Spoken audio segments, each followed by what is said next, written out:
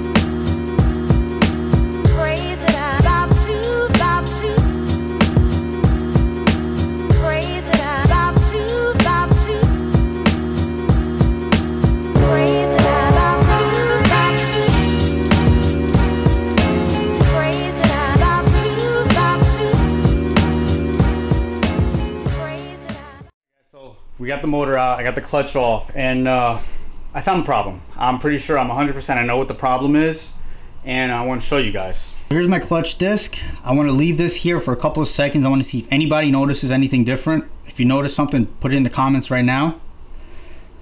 But the problem is right here. Right there. See that damage right here on the clutch? So I went and I looked over here. I found the damage on the bolt, and what do you know? Bolt's backing out there. This one is not backing out as much, but it's loose. This bolt, I spun it out before, but it wasn't out that much. It was about maybe like that loose. So this is scaring me. The reason this is scaring me is because if those bolts backed out like that, I don't know what the threads look like on the actual crank. If those threads are gone, you need a new crank, without a doubt. You can't fix that. Why it backed out, I don't know. Honestly, why it would back out. They had red Loctite on it the last time I put everything together. I took that one bolt out. I don't see any thread locker on there anymore. I don't know what happened. That's my noise. That was the rattle. Everything is right there. So even if the bearings are good, if the threads on that crank are shot, game over. I gotta find another crank. So I'm gonna rip the rest of these flywheel bolts off. I'm gonna inspect the threads on those bolts. If anything, I'll take the pan off again and I'll look the rod bearings. If everything checks out, you might just need a crank, new bearings, a clutch disc, resurface the flywheel and the pressure plate.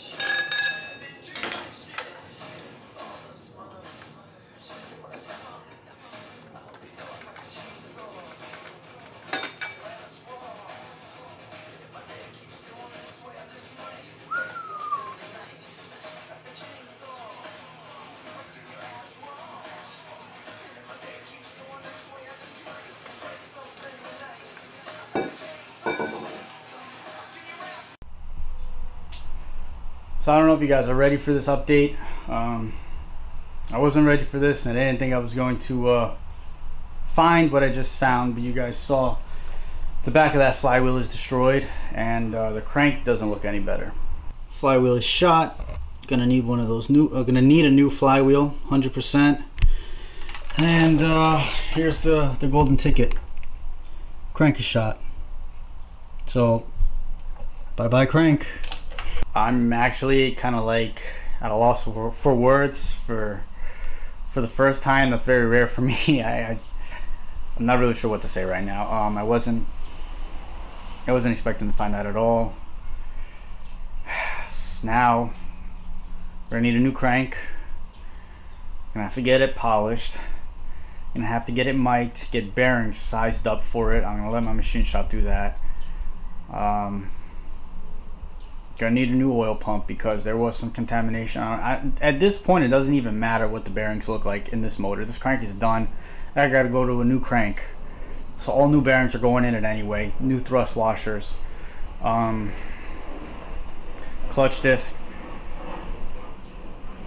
I might as well just go with a new clutch, honestly, because depending on how much the clutch disc is going to cost me and how much it is to refinish the flywheel, the pressure plate, I might as well just get a new clutch kit. I need a new lightweight flywheel. Yeah, I'm done for the day. You know what I mean? I literally am. I'm just done. I don't even want to keep digging into it right now. I'm just kind of want to put it to the side and just take the rest of the day to do some part shopping and figure out what my next option. Not my next option. I know what the option is. I got to take the crank out and I got to look for a new crank. So if you have a K24 crank and you are willing to sell it to me at an affordable price, email me, send me a DM, something, see if we could work something out, because I need a new crank. And yeah, that's it. Like I said, I'm gonna call it. I'm done for the day. It is what it is. Sorry for this low tone, this just just wasn't expecting to find this, honestly. You know what I mean? This is way more than I thought I was gonna find, so I'm just kind of bummed about it. That's all. But we're just gonna keep pushing forward. You know what it is? It is what it is. The next update will be when I just start taking the motor apart. Anyway, we're gonna look at the crank. We'll inspect everything together, and we'll see what else we find. But I'm 100% convinced this is just the problem. This is the main issue. This is why it didn't go into second gear. This is why I felt that vibration at the pedal, because the bolts were just rattling on the clutch disc. This could have been happening for a while now, and this could have been happening since Honda Day, which is why I was having issues putting the car in third gear. This could have been happening even before that in Cecil County, why I was having problems in third gear. Oh, that reminds me, I did, drain the trans when I was draining everything, and the trans is a little shiny as well. It's like I can't win. Everything is just going at once.